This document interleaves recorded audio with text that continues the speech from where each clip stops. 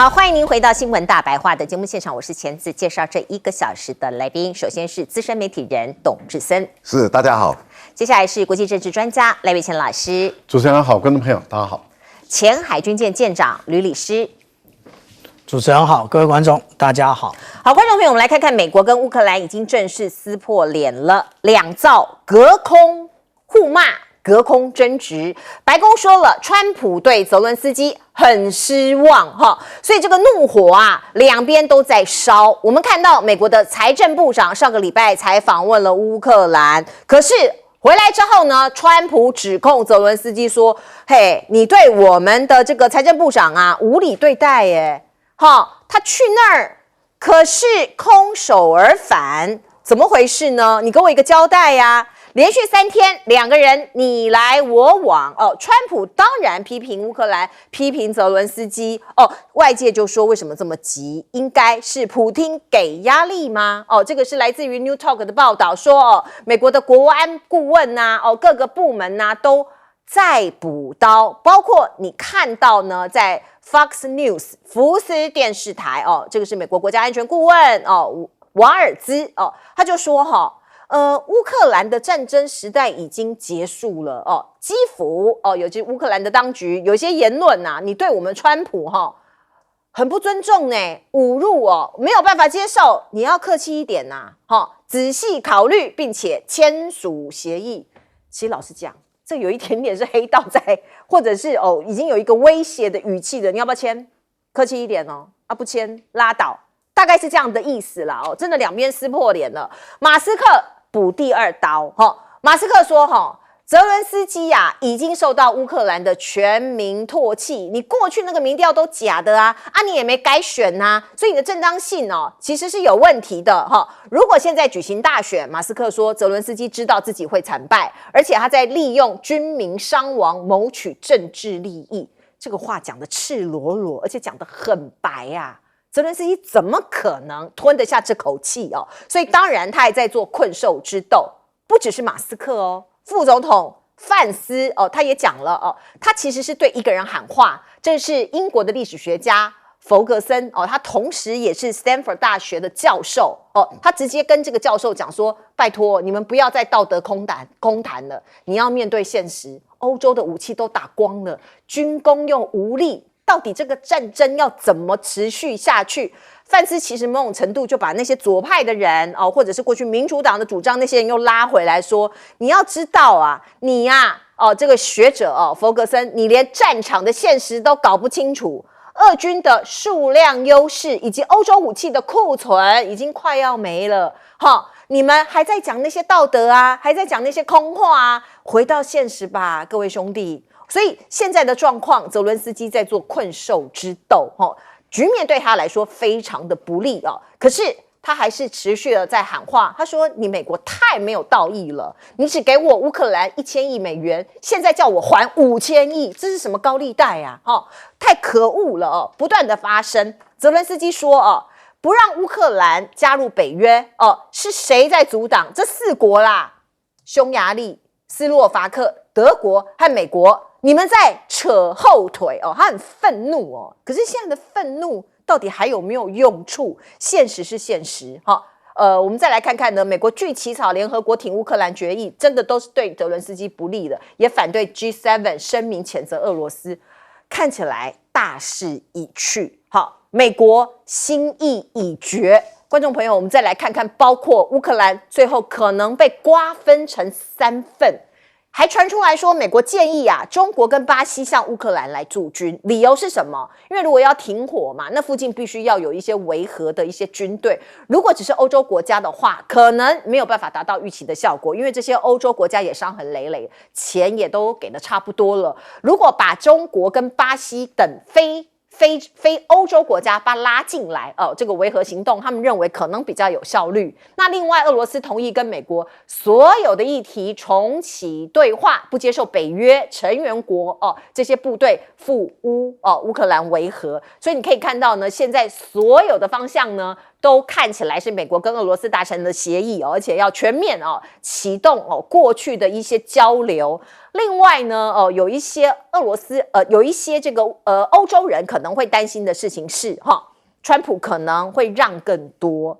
罗马尼亚说，俄罗斯要求美国让北约撤出东欧，所以东欧有些国家现在很紧张说是少了这个所谓的屏障或是缓冲区，会不会整个东欧最后都被俄罗斯给控制？另外呢，中国大陆的态度也是大家关注的，中俄手牵手，王毅将访问莫斯科。俄罗斯的外长说，俄中关系是稳定国际情势的重要因素。你看，两个人这个是普京2月22号在克宫接见了王毅。现在的局势已经变成这样，很快猝不及防。来，董哥，其实你可以看到泽伦斯基现在跟川普翻脸，大家都知道死路一条。因为每个人就想说你到底是哪一根筋不对。那当然，川普跟泽伦斯基有新仇旧恨大家记得，大概6年前，川普就要求刚上任的泽伦斯基，你帮我收集拜登父子在你们乌克兰做的那些生意的那些资料，让我来跟拜登打选战。这个就是外界所知的通俄门这个川普曾经为了这个事情被国会要弹劾他，结果没有过。那这个新仇旧恨，当然在泽伦斯基刚开始和俄国人挑衅的时候，大家看那时候很多人觉得说他是站在正义的一方没有错可能就是觉得说俄国就是一个侵略者啊。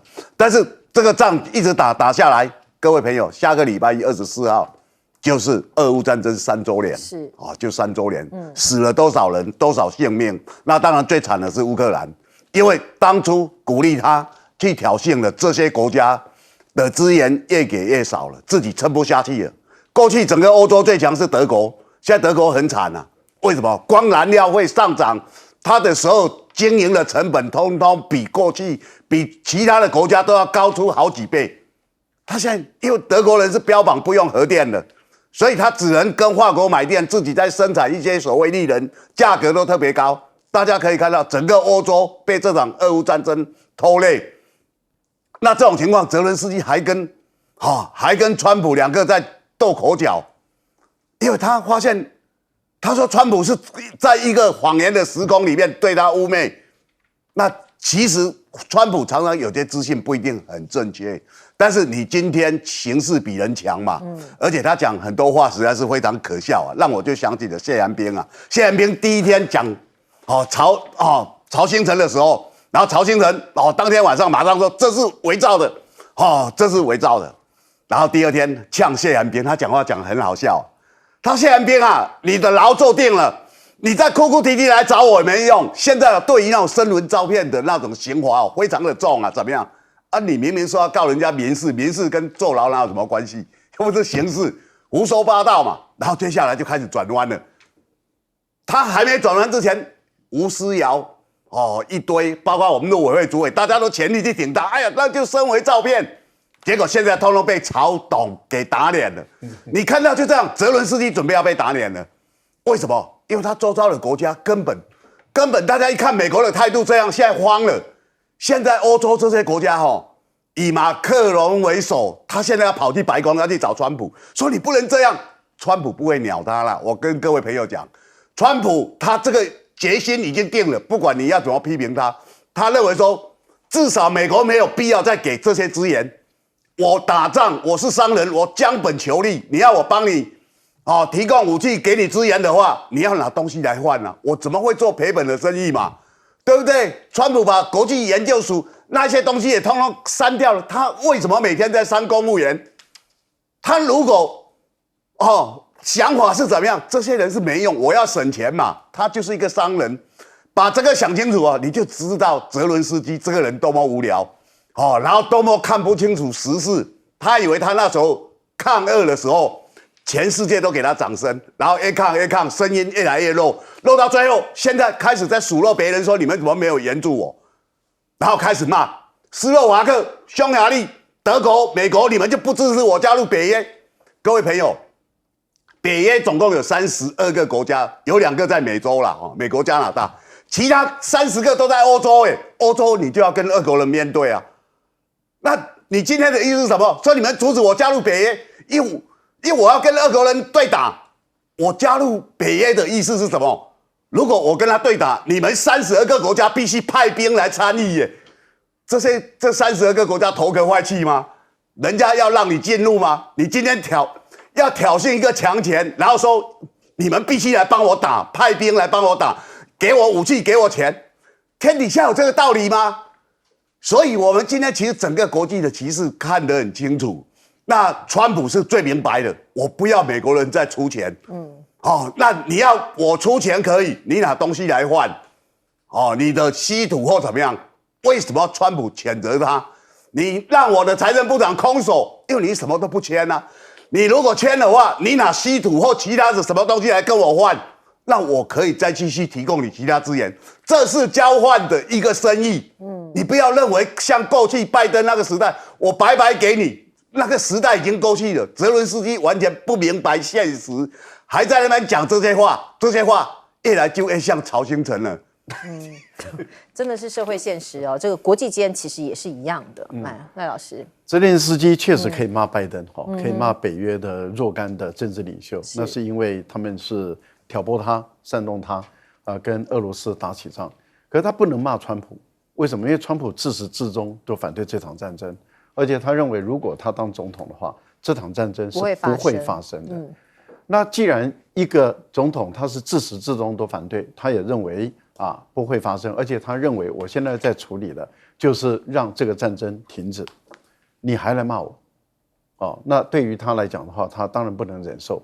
那一个老板不能忍受，他的重要的伙伴就没有一个人可以忍受了。所以不管是马斯克也好，不管是他的安全顾问副总统等等，还有财政部长，全部都跳出来，而且这些都是有权柄的，都有权力的人，他们都跳起来骂。那当然，对于泽连斯基来讲，他瞬间承受的压力是像泰山一样的大哦。这个对于泽连斯基，他真的是也喘不过气来。可是问题是在于，他认为美国这个狮子大开口，就是川普狮子大开口。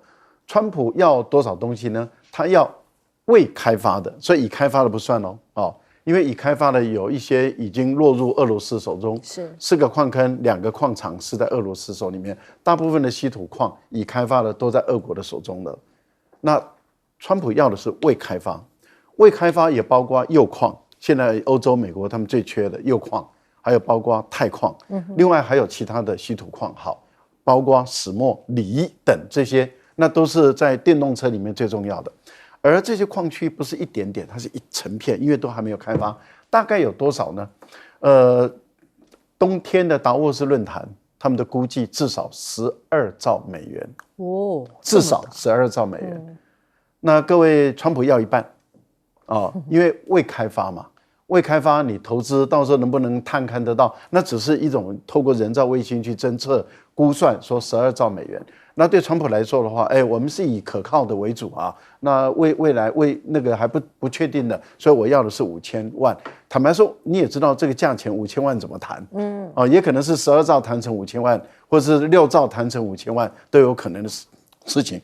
但是不管如何，我们看到财政部部长事实上他赶在慕尼黑安全会议之前到了基辅去，就是要跟这个泽连斯基敲定这件事。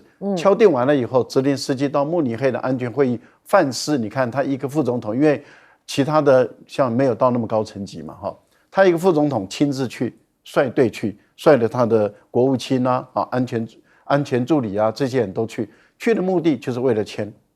结果到最后泽连斯基不签。不过我们看到后来乌克兰把那些画面泄露出来，来打这个川普的脸，说明明有会见，哪有说我傲慢的睡觉不见，我都还有见，而且你看看他的坐姿，看看那个财政部部长的坐姿，翘的2郎腿斜坐的，那个泽连斯基还规规矩矩的坐在那边跟你谈，对，然后拍照的时候还是规规矩矩的，然后他还手弄到背后，一副傲慢的样子。那他等于是把这些美国的傲慢，川普政府的团队他们的傲慢全部都显露出来。没错。那等于是泽连斯基觉得他是被羞辱，可是川普觉得他的财政部部长被羞辱，那是因为到最后没有谈拢。为什么没有谈拢？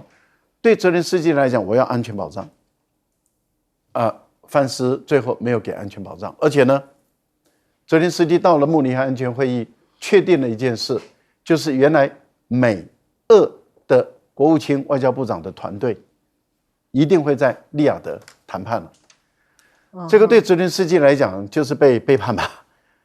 你跟我要东西了。结果你们去谈了，你们要谈，而且没有邀请我，没有我，而且连我欧盟都没有邀请。对，那你想想看，他当然拒绝签，可是这一拒绝签，那就得罪了一坨拉古。我觉得目前来讲，他跟美国的关系真的是紧张了，非常紧张。你看，川普现在看起来是非常生气哦。来，请教舰长。美国的财政部长到了乌克兰去会见泽伦斯基，我们现在不知道真相到底是什么，但是有一件事情。也就是塔斯社，他在那个几天前啊，他公布一则新闻，也就是俄罗斯的预言说，其实 SWIFT 要恢复，俄罗斯已经做好准备了。那但是 SWIFT 是一个奄奄一息的技术，也就是现在俄罗斯跟其他各国都在进行什么？都在进行本币交换，他已经不在意 SWIFT 是不是恢复了。那意思就是这个是不是财政部长要带过去的另外一则讯息啊？那如果是的话，那现在这个是市场传言啊。那美国已经恢复那个俄罗斯可以进入 SWIFT， 那但是呢，现在新闻无法证实。但是我们从刚刚塔斯社的这一个说法里面，我们大概已经也略知一二，就是放出一个风向球嘛。那其实泽伦斯基啊，他不断的讲说，他其实他除了现在他要加入北约不行，可是他说我有 Plan B， 他说他要建立一个在乌克兰的领土建立跟北约一模一样的一个军力。那如果可以，现在就建立啊，现在就打到莫斯科啊！我相信看这个绿媒的电视的这些观众一定觉得很纠结。之前不是快打到莫斯科了吗？这会怎么被迫要签下城下之盟啊？这是一个很大的、很奇怪的事情。而且，我们如果说直接看，基辅的报纸 Kyiv Post 他就讲到说，泽伦斯基直接的跟他的第一线的这个飞弹的指挥官讨论，他说有8个目标飞过来，可是我们已经没有爱国者防空飞弹可以拦截了。那如果是这个样子的话，那你到底你还在坚持什么呢？其实你坚持的也就是别人把你的那个俄罗斯把你的人民打得更惨而已，而且你在国际上更没有尊严。而且其实他谈到一件事情啊，他说现在美国呢反对向乌克兰派遣军队，同样的呢他也反对乌克兰加入北约。然后他说那是不是可以提供足够的爱国者？你想太美啊！你现在连这个稀土的这个协议你都不愿意签，那我想请问啊，那个美国会给你什么？美国只有冷眼旁观，会送给你泽伦斯基。是我们现在国内因为执政党说在野党删总预算，所以搞到要大罢免。可是让你看看什么才叫做删预算或者是砍预算，来看看美国的例子美国在马斯克的带头底下大大的把一些浪费的地方、不应该用的预算、不应该用的一些部门给砍掉。现在连美军都面临到伙食还有环境上面看起来蛮惨的。我们来看看政府节约烧到五角大厦美军被要求删减500亿美元的预算，包括2大司令部，包括 F-35战机的计划可能都会受到影响这是我们看到的讯息。不过我们再来看看呢，过去的的确确有一些人谋不臧的问题，像这个报道就是美国的媒体曝光了美国的陆军有1.5亿美元的伙食费去向不明。美军是这样子的他们每个月会自动从初级入伍的士兵他的月薪、他的津贴里头扣除460块美元就是伙食费，我把你扣下来大概1万多块台币那这在美国陆军最大的11个军事基地中，现在呢发现上缴的2.25亿美元的伙食费只有7400万美元被拿来采购食物，那其他1.5亿美元跑去哪里啦？那谁污了这笔钱呐？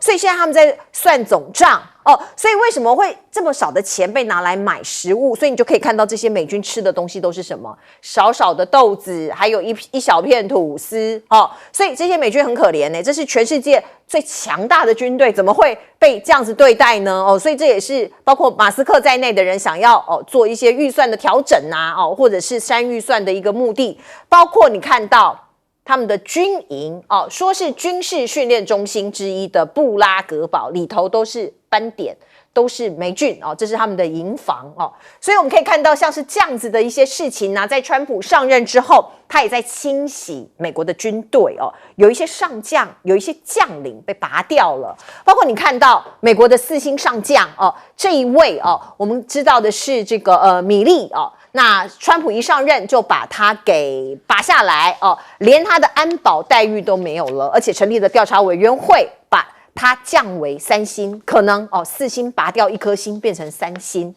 那川普要打破军人干政，他认为职业军官集团架空总统的权利，他认为在他第1任总统的任期里头，就是因为这个原因害他的政策执行受到一些阻碍，所以外界就在怕说川普这样子搞有可能是不仅是内部的权力斗争，可能还会为备战铺路。有人就会担心说川普嘴巴说我不会启动战争，嘴巴说我不赞成战争，有没有可能把军人的权利收过来？可是他发动战争呢？我们来看看这一项技术 OpenAI， 现在是 AI 的时代。过去美国其实有一些限制就是 AI 在核武上面的应用它是有限制的，可是因为他现在的说法是说怕中国大陆先做了，所以他有限度的开发 OpenAI 包括一些合作像是美国国家的实验室跟 OpenAI 一起合作使用公司的 O1 推理模型作为核武安全研究用大白话来讲，就是未来的核武启动安全等等决策有没有可能是机器人做的决定？这样子就会变成一些科技电影面的末世景象，人类到时候被灭绝啦。AI 把这个按钮一按下去核武就启动了，所以很多人也会担心会有这样子的事情发生，因为毕竟过去 OpenAI 的模型也泄露敏感用户资讯以及误判的黑历史。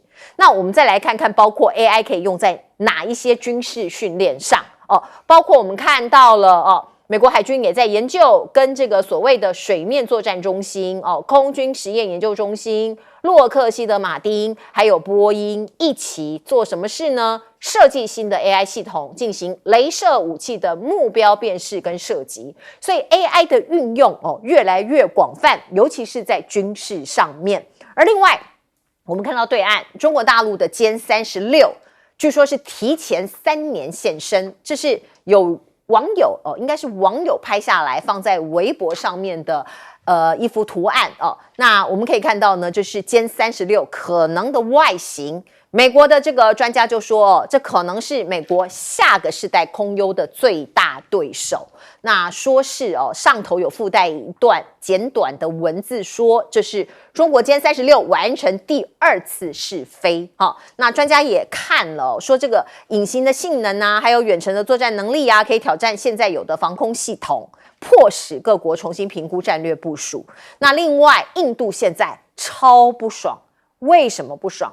因为巴基斯坦跟美国跟中国买了8艘潜艇，用50亿美元造的潜艇说是首艘汉国级的潜艇叫做麒麟舰去年4月在武昌造船厂下水，那总共是8艘嘛，它是攻击型的潜舰那50亿美元是它的造价，4艘由中国建造。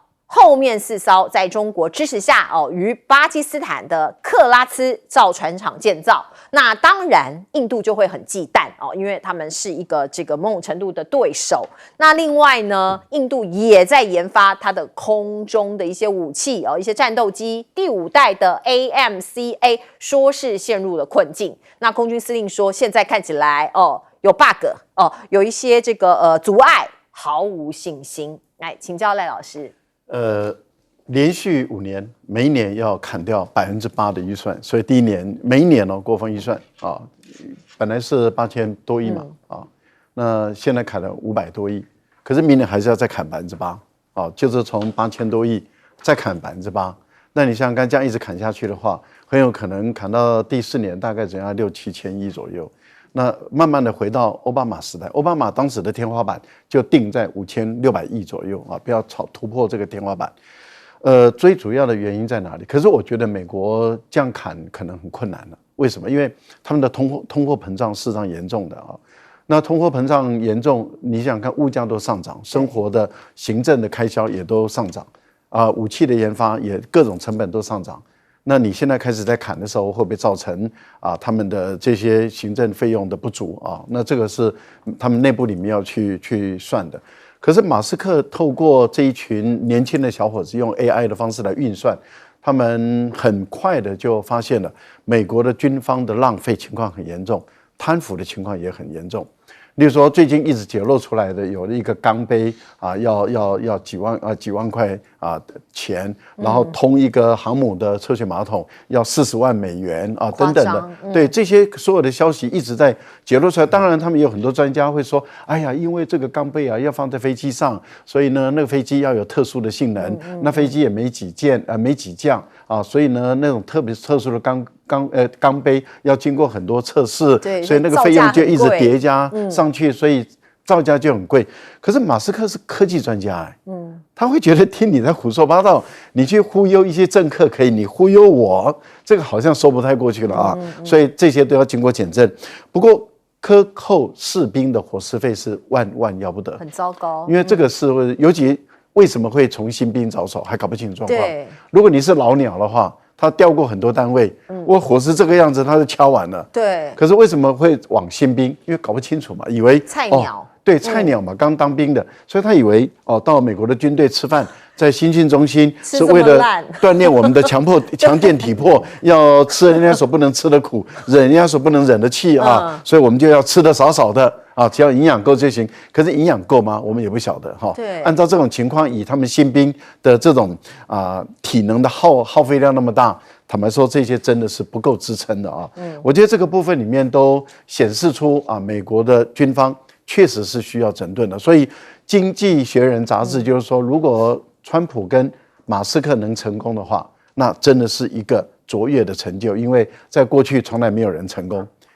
艾森豪都后悔说他怎么把一个国防搞成这个样子，为什么？因为他本来以为把军工复合体连在一起，哇，这是一个伟大的成就。后来他发现军工复合体又跟政界挂钩，跟参议员、众议员挂在一起的时候，然后又跟五角大厦也挂在一起，就形成了一个庞大的巨兽，而这个巨兽却是一个贪腐集团。那他们也一点办法都没有。所以艾森豪威尔就是以前的美国的前总统，他要卸任的时候，在他回忆录说，他这一生犯的最大的错，就养了一只巨大的怪兽，但是永远也推不掉了。我不太相信川普跟马斯克4年内能够把这样的一个庞大的贪腐系统，这个怪兽把它清干净，我不太相信。可是如果真的成功，那真的是很厉害，那不得了，不得了，那真是厉害。我们就只能最后说厉害。是，来请教舰长。这个厉害建立在党人财路不可活真的。那我们来看看这个伙食费如果只吃吐司跟这个小豆子那我其实会觉得，这是非常不够的。他怎么去因应这种高张力、高压力的训练呢？而且比我们以前所谓的早餐的3白还要烂我们以前早餐的3白是什么？叫白稀饭、白馒头、白煮蛋那都比这个丰富那真是美军真的是苦不堪言现在在美国蛋很贵了，对，现在连白煮蛋都吃不起。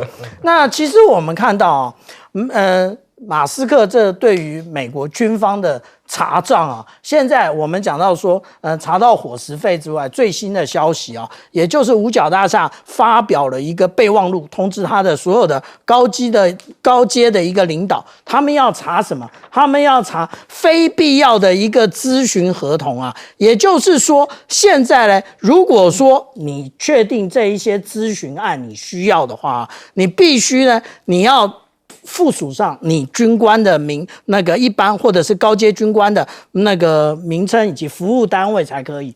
那这个又是挡人财路了，挡到谁财路啊？挡到这些智库啊，智库不是不断的提出很多的咨询吗？那个咨询的费用啊，其实我们讲到这个脑力到底要用什么样来平衡这个价钱呢？那现在对不起了，那不管多少价钱，现在是有跟没有的问题啊。那看样子智库准备开始过冬天了。至于说 AI 这个部分啊，AI 其实它可以作为决策辅助，可是它不能直接的控制这些装备。为什么？因为 AI 啊，它有一个特性，我们看到这个 OpenAI 它的聊天机器人，其实在早就已经把它拿去做过兵推了。那做过兵推，它会倾向使用暴力跟使用核攻击。为什么？因为其实我们看到啊，如果行动啊存在不可预测性的话，那敌人就很难按照希望的方式进行预测跟反应。那意思就是什么？我第一时间就使用核弹，然后第一个时间就把大家打到莫名其妙，那也就是人类就终结了。那这个电影我们大家都看过，那叫做《魔鬼终结者》。那这也就是从那个蒙大拿州发射的飞弹，然后在天空中飞来飞去，结果全球都被消灭，剩下来的只有机器人。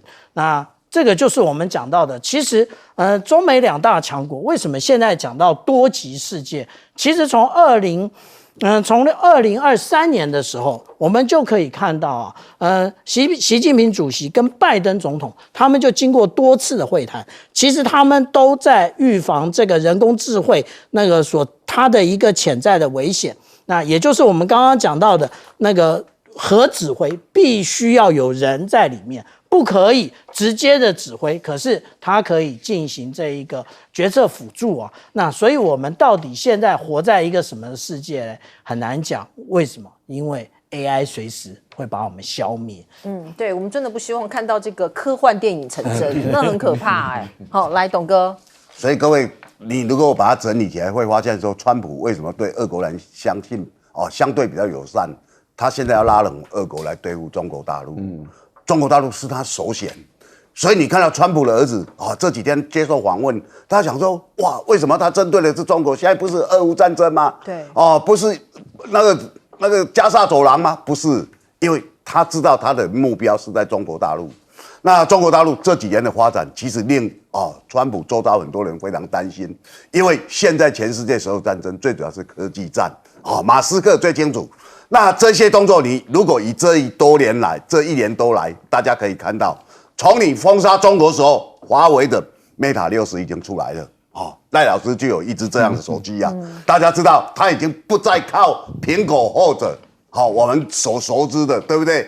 这一些过去大家仰赖的，你把中国摒除在外，他自己就发展一道东西你用安卓或苹果他已经不太需要你了。他自己有鸿蒙的系统，那大家记得去年年底，沈阳还有成都6代机出现了，这个都已经是超越美国很多年了，的武器所以看到，那当然这个月最有名的 DeepSeek，大家可以看到 AI Open 吓死了，对不对？就说为什么他可以有办法去突围呢？因为你封锁他就自己去发展了，他本来过去还仰赖你。那现在很多东西就出来了，其实最有名的例子就是我们的卫星定位，对不对？卫星，你过去一定用 GPS 嘛，可是它的北斗出来了，过去全世界只有3个系统，就是俄国的，然后英国的伽利略，那他现在自己发展北斗，他比你还厉害，这个就是中国这几年来他大力的进步，让川普害怕。我相信马斯克一定是非常清楚。那我们看到了这些东西。都不是，他其实已经在规划很久，他都不是突然的横空出世。那你知道中国大陆发表一个东西不是最好的，他会发表是第2好的，后面还有更好的。所以现在看整个情况的话，你就知道川普认为说，我必须把我的财政把它整顿，能源整顿，财政整顿，当然从国防部开刀国防部你们这些人。目中无我，3军统帅，密令是最明显对不对？那时候选举，密令偷偷打电话给中国大陆的将领李奏成，大家知道解放军的参谋长。如果我们总统有下任何指令不算，要听我的，我不会引起战争。你总统是你的统帅，你是他的幕僚长，你讲这种话，川普那时候落选以后听到了这些事情哦，他很气，他说像密利这种人应该以叛国罪来处分啊。那他现在要把你4星降3星，有什么了不起？所以你可以看到，川普现在很多事情想做，大家要想想看，现在中国大陆最流行的电影叫哪吒，哪吒是为什么？是因为魔童在闹海啊，闹海大家就觉得很开心啊，可以整顿啊。为什么过去中国大陆的孙悟空大闹天宫，大家会觉得那么兴奋？因为把你天宫这个最危险的地方把你闹一闹。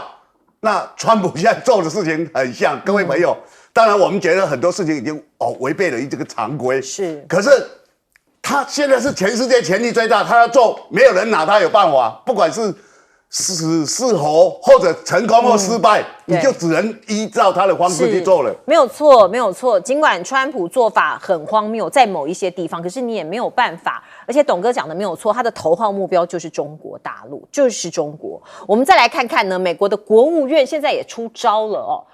他刻意在一些地方给中国大陆穿小鞋，包括美国的国务院的网站删除了中华人民共和国哦，过去是 PRC People's Republic of China 哦，是这样子的一个全称才对哦，可是现在变成 China， 就是有一点点故意轻蔑你这样子，不用你的正式名称，不用你的正式国名所以你看到呢，日经亚洲就报道说，国务院日前才删除台湾页面中属于不支持台独的这个论述上个礼拜我们都讨论过了。那现在呢，他的这些修改其实也透露了川普政府第2任的关注重点。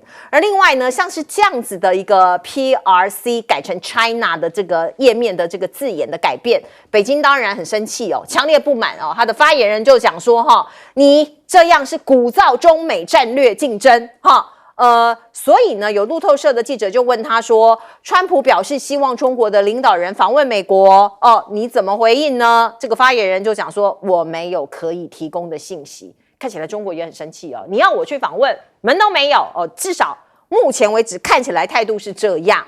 川习会不会发生变数呢？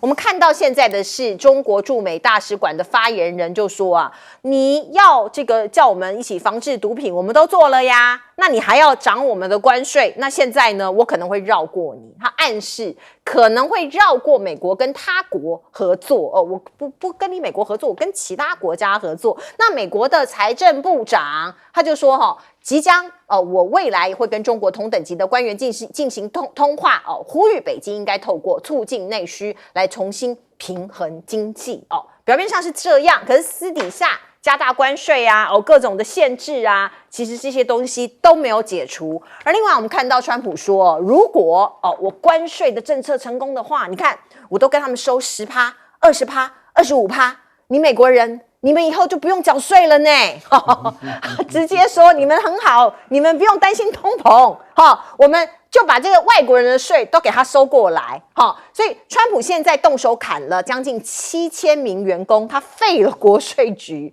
让外国人付关税全部买单。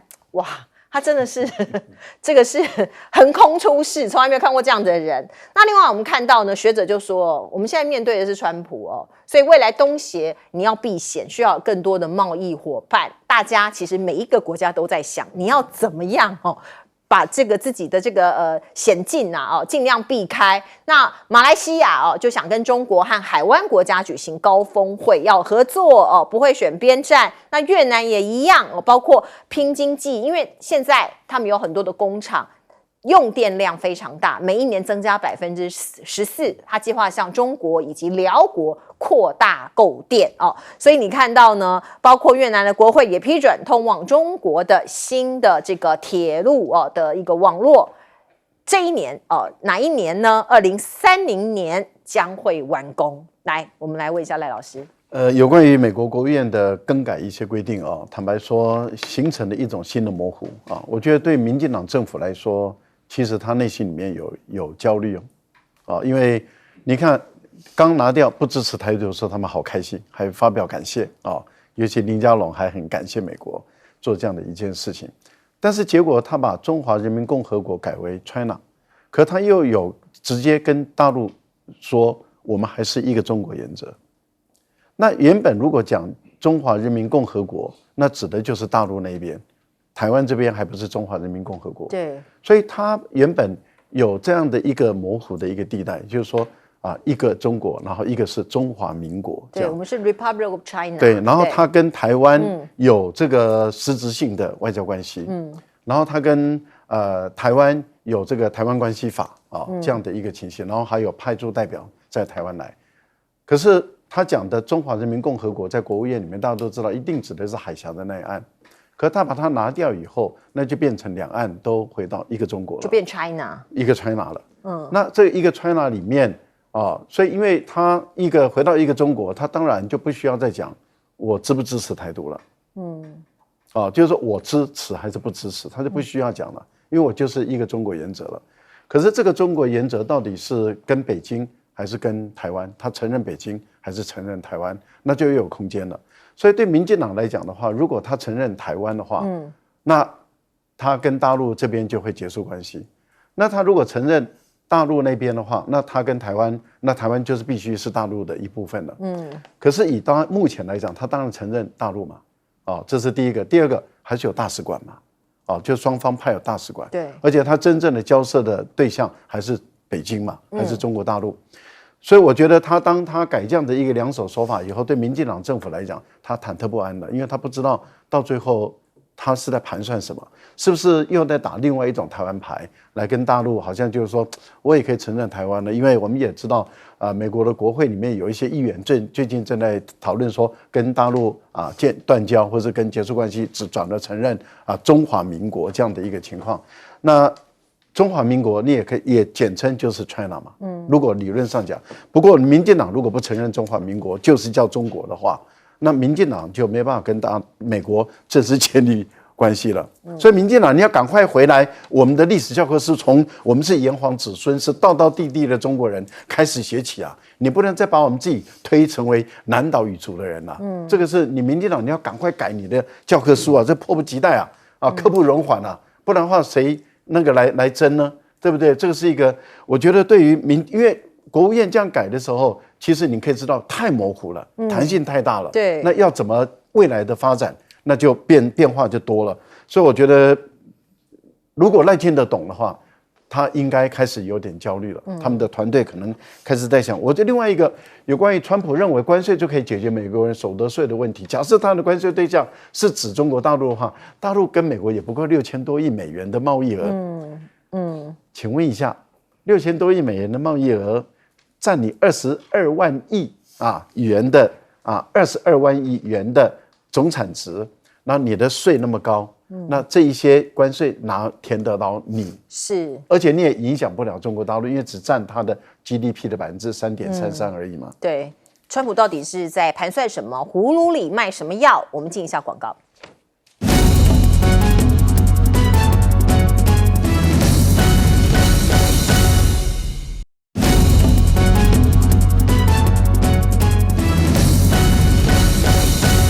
好，美中角力才刚刚开始而已，请教董哥。其实我们可以看到美中角力刚开始，可是美国川普显然也做了非常多的准备啊。那这次准备其实最主要，我觉得台湾表作情，你知道吗？真正美国大家看到了，国务卿卢比欧，他不管讲什么话，后在国务院这个网页做任何改变，他当然有他的意图啊。意图就是说，我可能要改变所以中国大陆你不跟我谈你习近平不要不鸟我他类似这样。大家看他是有这个意味，你也不要管他的国安顾问奥尔兹他讲什么，我觉得这两个人讲的也没那么重要，因为川普是个大钱专门抓在手上，只有他跟马斯克真正代表美国为了要干嘛，其他人都没有代表性，这一点千万要注意。那我们现在呢？我们台湾现在办一个哈利瓦克斯的论坛就很爽，哇！你看谁都来了，所有大咖，这算什么大咖？前美国国务卿伯明算什么大咖？他已经被踢到角落了。他如果那么重要，川普就会用他。大家可以看到，对不对？我们所去公营的这些人，包括前一阵子说，哇，赖总统接见美国的前副总统，这个前副总统是川普的支持者，想把他吊死大家记得吧？川普的前一任副总统，川普根本恨他恨得要死，所以你今天看到了，包括蓬佩奥这些我们奉为上宾的，这些都不是川普的人了。过去可能是核心，现在都被踢到一旁，因为川普认为他们对我不够忠诚，懂了吧？那今天台湾要看的是什么呢？你不要被这些人所骗了，因为有些东西，我是一个记者，很多新闻是在进行中的。这个进行中很简单，你要看它的进度。这个进度哦，譬如说现在美国，美国讲，我们不支持台独，哇，整个台湾那些独派民进党嗨翻了。可是美国再加一句，就大家去问美国国务院，国务院说我们还是一中政策，那为什么你们不讲一中政策？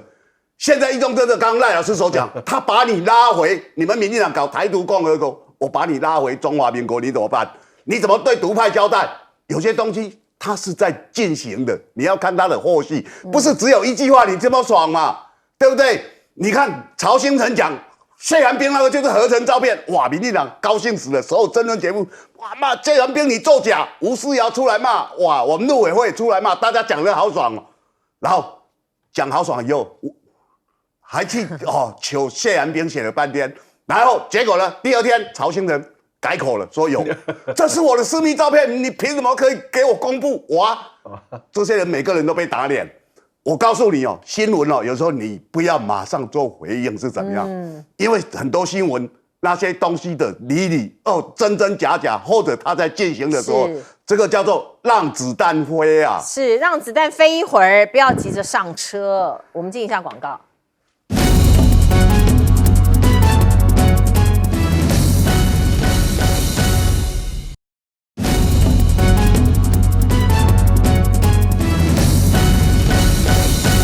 好，美中剧烈的斗争现在中国大陆暗示要绕过美国，跟其他的国家合作，越南可能是一个例子。来请教舰长。我们在讲越南之前其实我们也提到了马来西亚。马来西亚总理安华他特别讲得很清楚他说他们没有要站队，最重要的是发展国际民生那所以我们台湾不要太兴奋，美国不要搞错。那最近呢，越南他要铺成他要建铁路那这个铁路呢，其实只是开始而已。那最重要的，它是要有什么？要有电它的电从哪来？它现在也要开发核电，它的核电到底要跟谁合作？还是跟中国大陆合作也就是所谓的华龙1号。华龙1号其实大家都看到。如果你有看春晚，你都有看到，只是你没有注意到。这个就是我们看到中国大陆的类似百工百业，它各种行业的人都站在里面的时候，它后面的荧幕可是出现的，也就是全球首台华龙1号的一个核反应炉。那这一个部分呢，大家认为说越南要当试验品吗？不，中国大陆已经有了。